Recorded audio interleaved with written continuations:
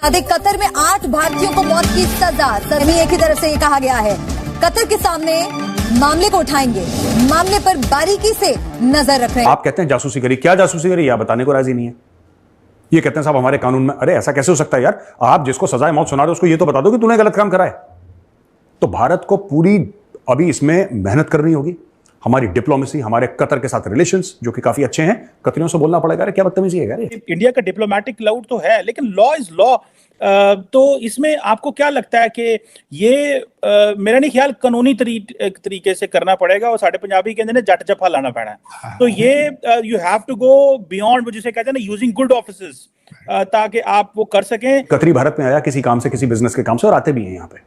हमने उसको पकड़ के बोल दिया कि इसने जासूसी करी है और ये पाकिस्तान के लिए जासूसी कर रहा है, इसको अंदर डालो, या चाइना के लिए जासूसी कर रहा है, इसको अंदर डालो, और इसको सजाए मौत सुना दी। ऐसा थोड़ा ना होता। There is a due process of law. आपको उन लोगों को बैठ के बताना पड़ेगा कि आप कतर के हैं, आप भारत में आए, आपने ऐसी जासूसी करी, हमारे पास ये प्रूफ है, ये आपके खिलाफ केस चल रहा है, ये जज है, ये आपका वकील। इनको पता नहीं वकील दिया नहीं दिया, इनको ऐसी सुना दिया। जासूसी के एलिगेशन के ऊपर इतनी सख्त सजा देनी, मैं बहसीते स्टूडेंट ऑफ लॉ में ये बताना चाहता हूं कि सजा जब दी जाती है उसके कई एलिमेंट होते हैं कि जो इंफॉर्मेशन दी है इन्होंने, उससे जानी नुकसान कितना हुआ है, किसी मुल्क को कितना नुकसान हुआ है, उसकी सजा की नौयत, इन सारे माली नुकसान हुआ है, रिप्यूट का नुकसान हुआ है, उसका तखमीना, ये सारी चीजें लगा के उसको किया जाता है। कतर ने सुना है कि 8 इंडियंस को डेथ सेंटेंस दे दी है फॉर स्पाइंग। इंडिया जो है वो अरब फ्रेंड्स के जरिए या वेस्टर्न फ्रेंड्स के जरिए कतर को अलोर करने की कोशिश करेगा कि वो इसमें जो है वो मर्सी करे। आप इसको कैसे देखते हैं?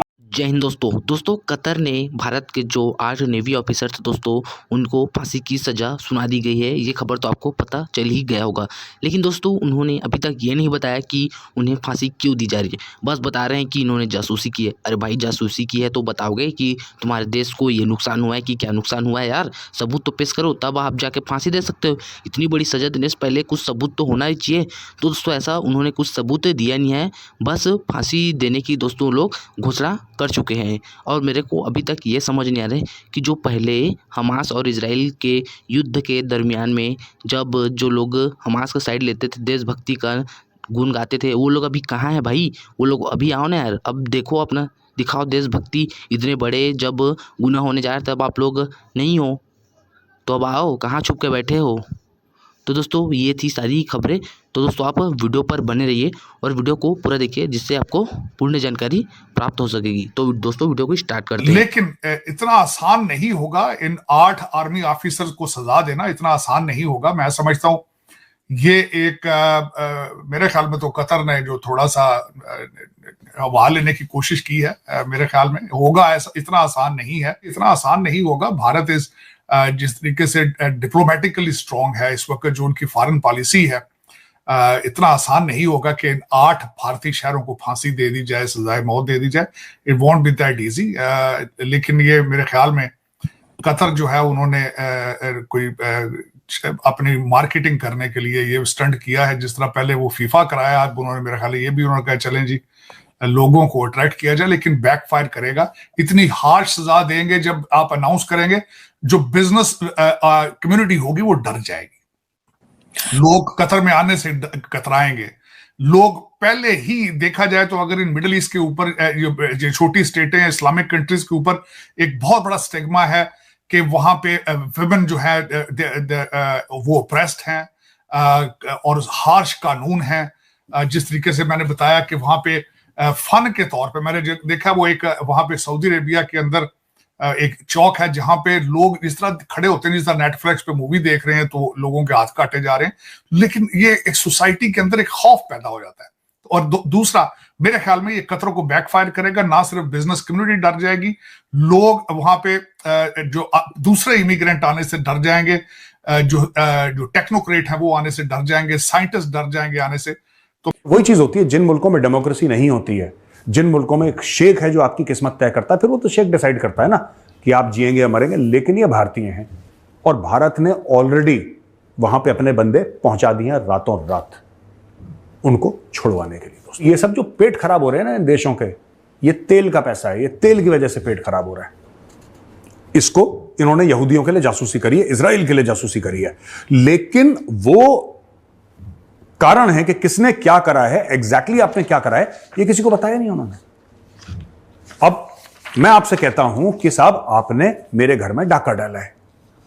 आपने कब डाका डाला, आपने क्यों डाका डाला, आपने क्या हथियार और इस्तेमाल करके जो आपने डाका डाला वो क्या थे, आप डाके में क्या चोरी करके ले गए, क्या डकैती करके ले गए आप घर के अंदर, ये मैं कुछ बताने को राजी नहीं हूं। इन्होंने डाका डाला है, सजाए मौत, कहानी खत्म हो गई।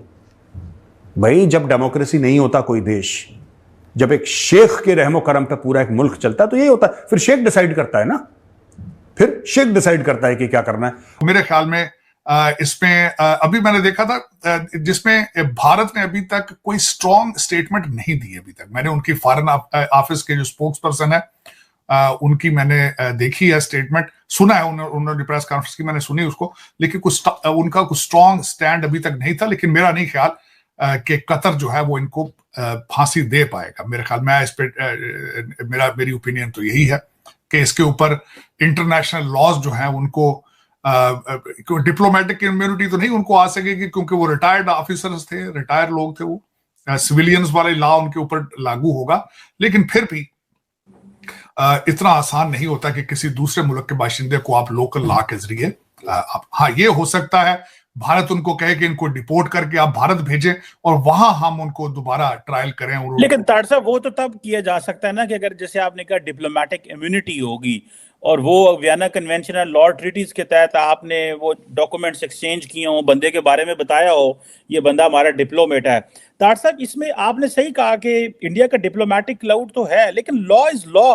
तो इसमें आपको क्या लगता है कि ये मेरा नहीं ख्याल कानूनी तरीके से करना पड़ेगा और साढ़े पंजाबी कहते हैं जट जफा लाना पैना है। तो ये you have to go beyond, जिसे कहते हैं ना यूजिंग गुड ऑफिसेस, ताकि आप वो कर सकें। आपको क्या लगता है विच वेस्टर्न और which Arab country could be a good office for India? Saudis ने तो कतर पे पहले ही जो आपको पता है बाइकआउट किया हुआ था। अमेरिका ही अमेरिका है, यहाँ से निकाल सकता है, लेकिन अमूमन तो इंडिया अमेरिका की सुनता नहीं है इतनी। आपको पता है रशिया से तेल लेना हो, कनाडा के मामले में इंडिया ने अमेरिका की नहीं सुनी। तो यहाँ पे आके जो है आपको पता है कतर ने हमास की तमाम जो लीडरशिप है उसको रखा हुआ है, तो अमेरिकियों की ही इन्फ्लुएंस है। आपको क्या लगता है दोबारा जयशंकर को वॉशिंगटन जाना पड़ेगा? आपको क्या लगता है सर? देखिए आपने कहा कि हमास है, वैसे तो हमारे तालिबान भाईजान भी उधर ही फिर रहे हैं। अगर उनसे कहा जाए यार कि तुम थोड़े पैसे शासे लेके इनसे बात करो तो वो भी हो सकती। लेकिन यहाँ पे मैं ये जरूर बताना चाहूंगा चीमा साहब 7 जो है वो इन्होंने स्टेट्स ने 7 स्टेट्स जो है ये इन्होंने हाईएस्ट अवार्ड मोदी साहब को दिया है, ये भी यहाँ बताना चाहूंगा। और बहरीन साथ है, बहरीन भी जो है वो इब्राहिम अकॉर्ड का भी हिस्सा है, अमेरिकन भी है। कतर के अंदर अमेरिका की जो है बेस भी मौजूद है, बहरीन में भी उनकी बेस मौजूद है।